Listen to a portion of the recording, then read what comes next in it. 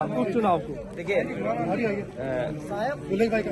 उत्तर प्रदेश का चुनाव आप सबने देखा और ऐसा चुनाव किसी ने नहीं देखा होगा जो चुनाव हुआ। और अगर हम सच बोलें तो वो चुनाव नहीं था। जो लोग वोट से लूट से चुनाव जीतना चाहते थे, कोई उम्मीद नहीं कर सकता था कि इतना फोर्स लगाया जाएगा। और फोर्स जो दिख रहा था वो तो था ही था, लेकिन प्राइवेट ड्रेस में बड़े पैमाने पर फोर्स लगाया गया।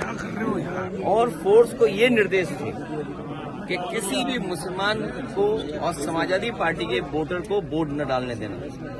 अगर आप ब्रीफिंग ये करोगे, अगर चुनाव में जो फोर्स जा रही है उस फोर्स को अगर आप ब्रीफ ये करोगे कि आपको मुस्लिम और जो समाजवादी पार्टी का पिछड़ा, दलित, आदिवासी, अल्पसंख्यक आदि आबादी के लोग हैं, महिलाएं, उनको वोट नहीं डालने देंगे। क्या कोई कल्पना कर सकता है कि एक नंगी रिवॉल्वर तान करके और महिलाओं को रोक रहा हो, आप वोट डालने नहीं जाएंगे? मैं उन बहादुर महिलाओं को, हमारी माताओं को मैं बधाई देना चाहता हूं जिन्होंने हिम्मत जुटाई लोकतंत्र को बचाने के लिए। वो सवाल ये नहीं है कि वो समाजवादी पार्टी को वोट देने जा रही थी।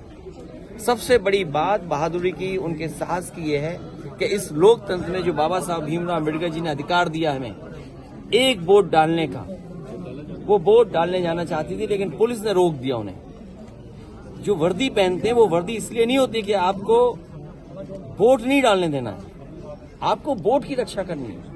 लेकिन उत्तर प्रदेश में देखा कि भक्षक बनकर के पुलिस काम कर रही थी। जो जो कैमरे पे थे, जिन जिन की रिकॉर्डिंग हुई है, कानूनी और कानून के अंदर उन पे कार्रवाई होगी। ऐसे अधिकारी बख्शे नहीं जाएंगे जिन्होंने लोकतंत्र की हत्या करने का काम उत्तर प्रदेश में किया है। अध्यक्ष जी